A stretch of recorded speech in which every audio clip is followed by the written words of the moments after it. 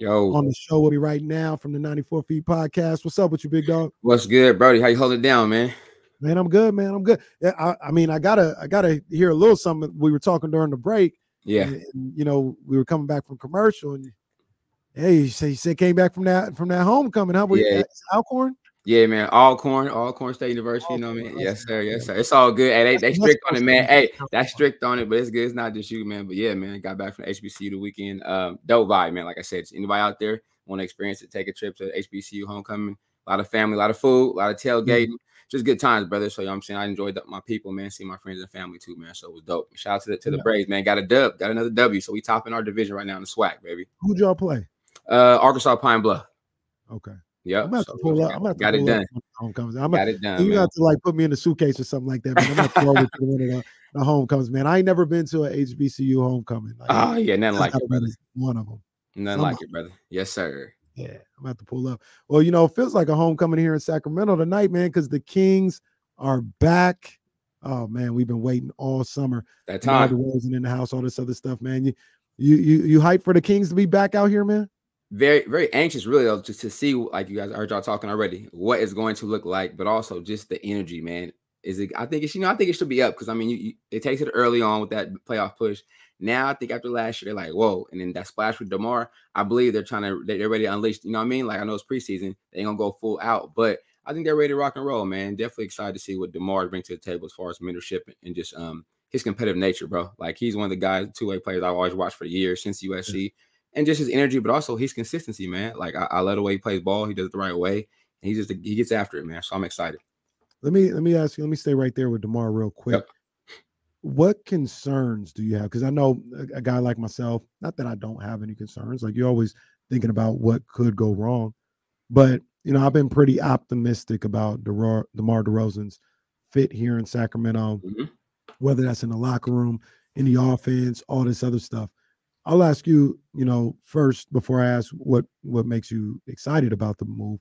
What concerns do you have about DeMar DeRozan coming in with the Sacramento Kings team, if any? Maybe you don't have any. Defensively, nothing. Just more so, how does it look, or where is his spot on the floor going to be? You know, based upon where like Sabonis operates at, it's kind of similar as a big, but DeMar can operate at any space, but also know where he likes to be most efficient at. So I just want to make sure he gets the opportunity to be effective because, like you said, though, the firepower he brings to the table, he's going to need those touches, but I guess he needs those touches in those areas where he can be successful the most, right? As we know. So, and sometimes with the Kings, we like to take those areas up by driving, or that's our pick and roll area. So I just want to make sure, see what that looks like, but also see what the ball movement is going to look like. Because is it going to be a lot of 1v1 or just a lot of pick and roll, or is that ball going to hop a little bit tonight, man? So just interesting to see what that looks like. And, you know, really see how those guys kind of gel together. It's kind of early, of course, but also we want to see where the points are coming from or how we're going to score. Are we back up tempo? Or are we going to try to get up there and just kind of run a little more half-court sets, but be more efficient in half-court, man? Right. That's something that Coach Mike Brown has talked about a few different times during training camp about getting back to being up tempo and, and getting out in the open on the offensive end. And I think that's the way they should have been playing. I don't know what necessarily happened last year, but the pace, you know, and I hate when people bring up pace. Oh, they got to play with pace. Like, all right, man, I get all that, but I'm with them in this respect. Like, I want to see these guys get up and down the floor. When you have a guy like De'Aaron Fox, when you have a big man like Domantas Sabonis that can dribble the ball up the floor, which I know you're not necessarily a fan of, but he gets it done. He get it done. Shout out to him, man. Really, the numbers don't lie. But I just, you know, he gets it done. But yes, give it up to the guard. I understand. Give it up to the guard. You run the floor, the rim run. I get you. But you know, when you have that type of firepower. And then you got a guy like Malik Monk coming off the bench and what he could do getting up and down the court. Yeah, I want to see you guys get in the open court a little bit more. Don't wait for the half court and wait for the defense to get set. Like, see if you can get some early buckets in transition a little bit more often. Yeah, and you got a chance to see them practice a little bit, yes, or you just went to media day? I haven't been work. So I was also wondering about just the healthiness of Monk and Kevin. Like, really, like, I mean, because you got to see where they're going to be at physically. And, you know, movement, catch, attack, dribble, shooting.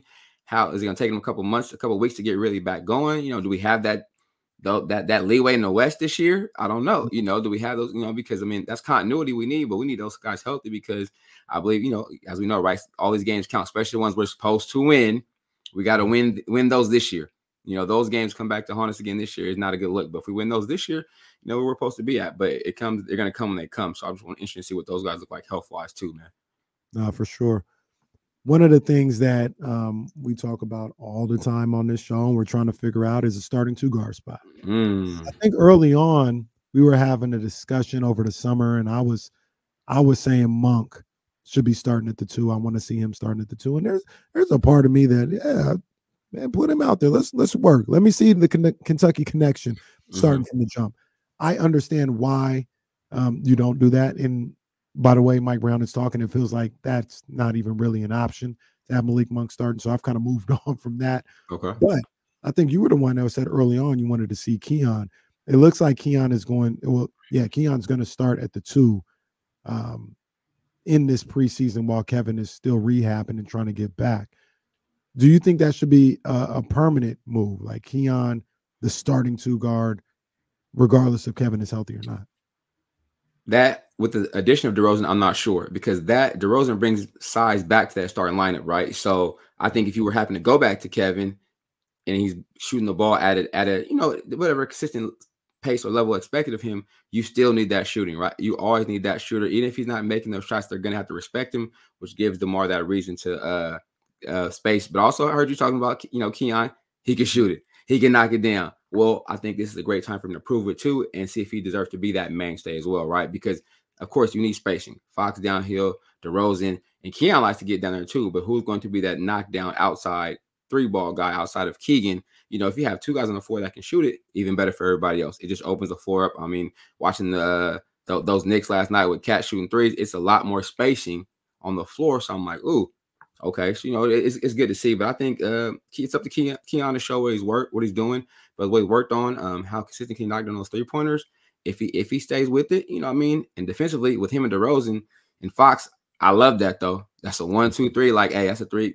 That every game gonna be some problems for some guys that come into town with. So, and hopefully the game travels right. That's a big thing, right? Can we go on the road outside of at home and win those games that we need to win, man? So, I mean, it's gonna be interesting to see what happens with that position. But I'm rooting for whoever really makes the big impact and just help us win games.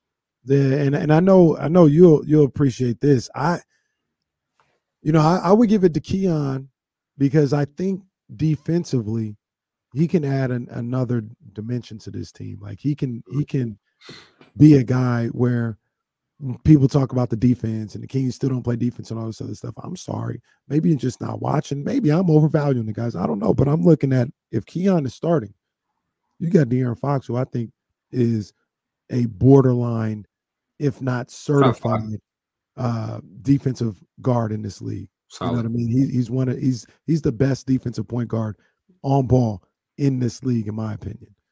You got Keon Ellis, who I think has the ability to be an all defensive type player in this league. Then you got Keegan Murray, who showed he can guard from 2 to 4 last year and play with bigs, play with guys on the wing and things of that nature. I'm sorry, that's 3 of your starting 5 that are lockdown defenders. And I'm not saying like that's going to make them the top defense in the league, but I think people are overlooking what they can do on the defensive end if you have Keon Ellis in there as a starter. Yeah, definitely. That's why I said it's going to be interesting to see because, I mean, and even I'm giving credit to Keegan, right? You put Keegan, I mean, I saw improvement last year on the defensive end, a little more aggressiveness. So you got 4 guys on the court that really want to, that can capable of buckling down and being physical and limit paint touches, right? It's 3-baller paint touches, right? Can you keep guys outside the paint? That way Sabonis can stay home. He can do what he do on the boards. That works in our favor. If we're up and down 2, we can still rebound and score, and we're getting multiple stops. Like, right, we're finishing games over here. Bro, that's a recipe for success, which we need to get back to. But again, I think they're up to the challenge. But I think DeMar DeRozan really probably something that we're kind of sleeping on. He's not a terrible defender, not that I can remember. Like, I don't remember guys just blowing by DeRozan, chewing him up. So, it'd be interesting to see what he brings to the table. But I believe he's a physical guard with a little more size. So, I mean, you put Keon and, you got Fox, you got the OG back there, man. I think we'll be all right. I agree, man. I agree. We got my main man, Coach JT, 94 Feet Podcast. He's gonna be. I'm just saying it right now. I'm just putting it out there right now. You're gonna be You're gonna be seeing my man Coach JT during the King season. That's just what it is. You're gonna see my man Coach We're gonna JT. get to it. Yeah, we got some things we cooking up, man. So you're gonna be seeing and hearing a lot more from him this King season. So I've been pretty boisterous, been pretty confident, braggadocious, some would even say, about the Sacramento Kings this year. I think this is a 50-win team. I think this is a top 4 team in the Western Conference. I think this is a team that is going to give the league fits on offense with all the dynamic offensive scores and capabilities that they have. Maybe I'm just too rose-colored when it comes to this stuff. But what do you think about this team? You think it's too much to say they're a 50-win team this year? No, I don't think so. Like I've been listening to you guys all this past summer, last month, really break down the. I mean, again, numbers don't lie, right? You're bringing somebody capable of doing, hiring our points per game, very more efficient scoring. Again, but also we say and if people play a what if game, Monk does not go down. We win a couple more of those games. We're in the playoffs at a certain seed, certain spot. So we retain Monk. Mm-hmm. We gained a few-time All-Star, a veteran, efficient scorer, but also somebody who's played well in any system he's been in. You know what I mean? So I think that's the thing, how long it's going to take him to get settled in. But once he gets settled in DeRozan, he's going to be efficient and people can still consistently build upon what they build upon. I think we'll be all right there. And 50 wins, I don't think I'm okay with setting the standard at 50 wins. That means we're doing something right? Like the last few years, we've been a long time, so we can say we're getting 50 wins. So to put that as a standard, yes. But also I think, outside of a couple people, they're really still sleeping on us again. It's kind of, we went back under the shadows. They're not really, there's no buzz again. Like, yeah, DeMar popped in with the buzz this summer, all that stuff was going on, but it kind of died off. Which for me, I'm like okay with, because that way we just knock them off, people off silent. We go by, get a win, stack them up, just stack those wins until they go, oh, wait a minute, Sacramento Kings are in this spot. Oh, okay, perfect for us, right? Because we don't be on anybody's radar. Nah, we don't need the attention. Get the wins, keep the city popping. As we know, right, those wins pile up, it's gonna get crazy out here. Yeah, the rain is gonna be wild. It's gonna be high. And also just good basketball, I believe, which the team and Mike Brown wants to get back to, after having a tough one last year. Yeah, I agree with you 100%, man. Real quick, you're listening to ESPN 1320 KFM West Sacramento and Odyssey Station. D-Lo and Casey, brought to you by Sky River Casino. My people over there with 17 different restaurants and bars, like 32 Bruce Street. Sky River Casino has something for everyone. Just KC here today, my main man D-Lo, a little under the weather. He'll be back soon.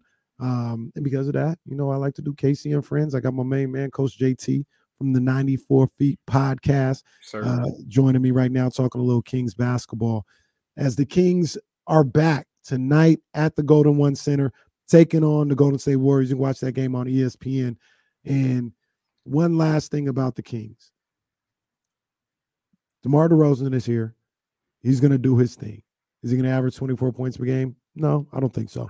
But I think he's going to be about 18, 19, probably 20 points a game. He might be the second leading scorer on this team. Whose numbers do you think goes down because of DeMar being in there? Really, honestly, the way he plays, he does a little everything too. Everybody might go down a little bit, maybe, because he can assist, he can drive and kick, he can put the ball on the floor. I haven't really seen him been that he doesn't drive. When he drives, he's going to finish. It's either, but when he gets in the paint, though, it's going up, so he's not kick out that far. But I would say probably, Keegan maybe. Keegan was I think he was at 15 last year. Curry broke it down. Maybe Keegan, but then also it was interesting because Keon was getting a lot of those minutes at the in the season last year. You're bringing an OG like I'm saying, DeRozan. Of course, he's probably gonna say, "Don't defer to me or don't get me," but I'm sure Keon like, "Nah, man, I know my job still." But however, so I think maybe those two guys for sure. Sabonis gonna get his how he gets his. That's just how he plays. But I would say probably those two because of how they scored and just again the spacing on the floor of where they want to operate at and where he likes to operate at. He may occupy a couple of those spacing opportunities early on until they get comfortable. Those two might offset to me, kind of may be the first two to kind of suffer a little bit. So I'm trying to pull it up right now. And this is a complete inexact science when you talk about I'm gonna take these points away from this guy or do whatever. Like it's a very inexact science. But Fox was at 26.6 points per game last year. You think he's higher, the same, or lower? His may be a little bit lower too. Only I could say in the half court set, right? Because open court, he's gonna get the pick and roll game for sure. But when it really slows down all the way, like I said, the way DeRozan scores though in the half court, man, you gotta let him get the ball though. I mean, that's them is buckets like that, and that's why Fox really can rest a little bit to help close games. Is them second, third quarters. Okay, DeRozan, you can work, bro. You can work, or vice versa. You know how they trade off, so it depends on how it works, man. But I think he goes a little lower too. I would say 24 for me. A couple points would be okay. 24 for him. DeMontis, 19.4 points per game. I'm with you on that one. I think he stays about the same, like 18, 19 points per game. Yeah, I believe that. Yeah, same right around there because the way he gets it done, the way they look for him too. Keegan at 15, you think he's higher, lower, or the same? Man, honestly, it made me think of how aggressive he is. If he's shooting aggressively, it could go up, but I would say probably about the same though, honestly, right? Because I mean, he's not gonna do too much unless I know you like to see it. Keegan get him up, but again, because you bring the OG in, the efficient scorer, he's like, well, okay, I can just relax, a little less pressure, so it might not be a shooting, but I would say somewhere the same, man. It doesn't sound like they're missing off the lot. With DeMar DeRozan there, I don't necessarily need Keegan to get him up the way he did last year. Like when Monk went down and when they need, I needed you to get your buckets. Like I needed you to be aggressive on the offensive end, and that meant 18 shot attempts a night or something like that. Like I needed, or especially when Monk was down. When Monk was there, it didn't have to be that much. But now with DeRozan there, man, you can live in the 11 shot attempts a night type land. Like you don't have to shoot the ball that much. See you going 6 of 11 every night. You know what I'm saying? Like you hit your three, you're getting 7 3 attempts a night or something like that. Like I could see that happening. I see him probably being around the same, being around 15. Where I think DeRozan's points are going to come from is you got obviously the 12 from Harrison Barnes that he'll replace. So if I think DeMar DeRozan is going to average 19 points a night, you got 12 right there. You got to find 7 other points. I think Kevin Huerter, who averaged 10 last year, I think he might be closer to 7. That's 3. So now we're at 15. I think Malik Monk, who averaged 15 last year, I think he'll be maybe down to 13 or something like that. And that's another 2 points to that. So I think that's, and then you mentioned Fox's numbers, like Fox maybe 24. That's another 2 points. Maybe that's where. It's just how they get it too, right, bro? Like, because I mean, I think we got to get back to the free throw line, but and get more. You know, I mean, I think he'll bring that to the table, but also we got to get calls for our point guard to get to the free throw line too. Because if guys can still play aggressive downhill for us, the way the style they're gonna play and they should play, we gotta make people pay at the free throw line, bro. Let's get them attempts above 15 a game as a group and make those free throws, man. I think that'll help us a lot, and you'll be able to win games easier because you're putting pressure on guys and you're getting more free throw attempts up, man. It's free money. Yeah. Oh, another thing I'm looking at right here, there's 10 points per game, 10.7 points per game, just kind of hanging out around there with Sasha and Davion. That's another 10 points. Yeah, so that means somebody, they can pick those up. Again, you got Jordan DeRozan. Jordan might average 5 a night, maybe. Like I think Jordan might average more about 3 or 4 points a night. Jordan McLaughlin. So yeah, maybe there's about 7 or 8 points right there that DeMar can use to get to his 19, 20 points a night. And without these other guys losing their points per game. Right. So, and if that happens that way, we cooking. Like we cooking. If basically he just come in and take that and do what he does and add it to the mix, you still get Malik off the bench. Yeah, I mean it's high flying, it's dunks, it's threes. It's a little showboating going on in the arena. Gonna be cracking. DeMar DeRozan. It's gonna be so turned up to go to one center. I cannot wait for this season. It's gonna be such good times and good vibes. We're talking Kings. All right, we talked the Kings. Yeah. I couldn't leave. Couldn't have you leave. Now trying to figure out what's going on with our Niners, man. Like I said, a couple games with you. I know you know the game. I know you locked into the game. Family got season tickets and all this other stuff. It's tough. 2 and 3, man. How you feeling about these Niners? I don't think I'm as dejected as everybody else. I still see a pathway for them to get to some of the places we expect them to get. But the game on Thursday night against the Seahawks, man, they're facing 2 and 4. They're staring at it right in the face right now. Huge, bro. And I'm going in the present moment, right? I know you guys talk the money. Jesse probably knows. I know Will, although man, everybody probably knows more money about that. But I'm looking at these guys available. I seen the guy last night from who he got released from, linebacker available. The Eagles, I think. Yeah, Eagles and Riddick still out there. I know Riddick probably costs a little more, but they just released the linebacker. I'm like, hey, like you said, St. Louis Rams. Well, hell, our player can't replace him. Where's our weakness right now? Linebacker, and we need to end. Either one, even a linebacker, right? So I'm like, we got to make adjustments. But and it's also, I don't know, again, like you can tell, man, the continuity from the gate was just off from the start. Once not having Ayuk from the start, that continuity is down. Brock's familiar target, his first target wasn't there. You can just tell. And then guys look kind of just not confident early on, man. The swagger is there, but then come the gameplay, you can see it go away. You know what I'm saying? Certain plays happen, certain adversities, and just not that confident right there. So I mean, how do you get that confidence back? You may gotta get your machine back. That's if he ever comes back, that may boost the confidence on offense and everything to go out that way, but also just as a group, man, it's just inconsistency right now. Like you said, turnovers and the type of turns we're having and the timing of it will hurt you regardless of whatever sports you play, right? So, like you said, Thursday is huge, bro. I mean, there's nothing else more to talk about than Thursday. I think I seen Kyle put a quote in talking about we are in hell right now. We're hell. Well, yeah, it's here.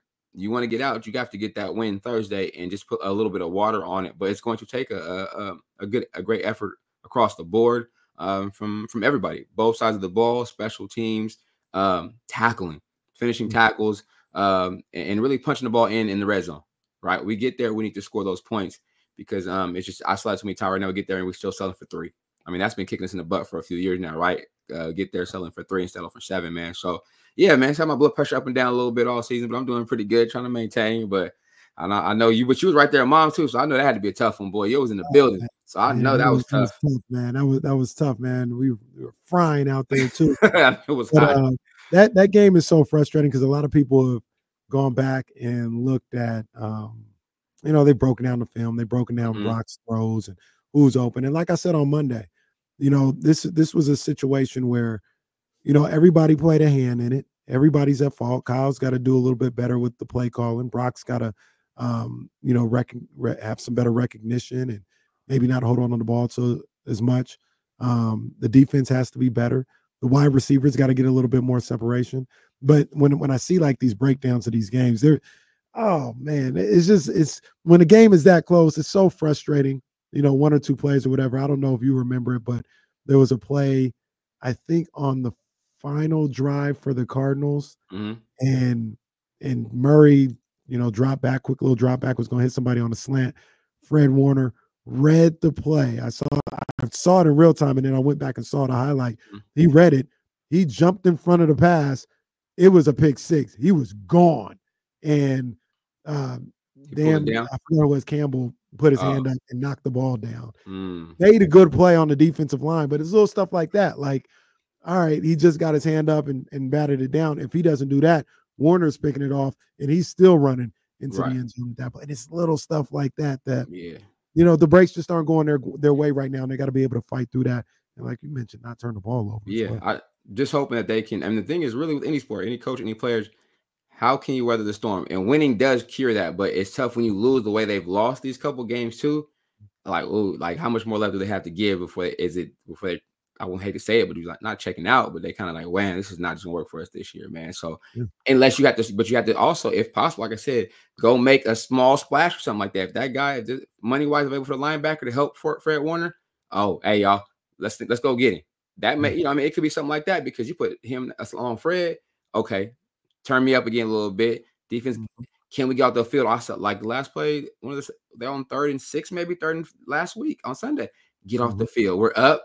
Get off the field, and then go drive the ball down. And one more time and get another score could do it. And that's what what I'm saying. Those things are happening. It's tough to watch, but it's like, man, it's hard to realize. Okay, what's your? I'm gonna ask you this though. What's your vibe, man? Right now, the way our record is and the way the other teams are playing around, is it still up for grabs? Or what do we have to do to get that playoff spot? Well, I mean, to me, it's definitely still up for grabs. I mean, you look at the situation and. You win on Thursday, you're tied for first place in the division because nobody's running away from you.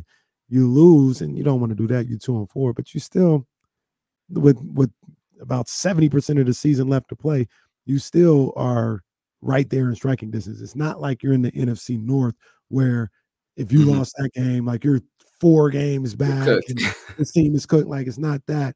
So I think the mentality shift has gone from maybe, hey, let's get 1 seed, all this other stuff, to let's focus on getting the division because it is right here and you have an opportunity regardless of whether you win or not on Thursday. And it's right there for you, man. You got an opportunity. Just got to do some of the little things, like you said, yes, sir. And come together and play some good team football, man. Jay, Yep. always good talking to you. You know, always, brother. People, first time hearing from you. Where can they find you? You know, man. Instagram, socials, all that other stuff, man. What you got coming on? Follow me on Instagram, 94 Feet with Coach JT, man, or visit the website, 94feet with CoachJT.com. It's got, all the websites up there, got some merch up there, got all the interviews, man. And yeah, be on the lookout for some new interviews dropping real soon, man. Shout out to all those this month too, Breast Cancer Awareness Month, a couple other things going on, man. Shout out to you guys that are still fighting and keeping that fight going. My mom too, man. She's a survivor, so I'm saying you gotta show love where love is due, man. Hey, dog, appreciate you always, my guy, man. Jesse, you too, man. Appreciate y'all boys. I'm gonna see y'all soon. Yes, sir. No doubt, man. My main man, Coach JT, 94 Feet Podcast. We're going to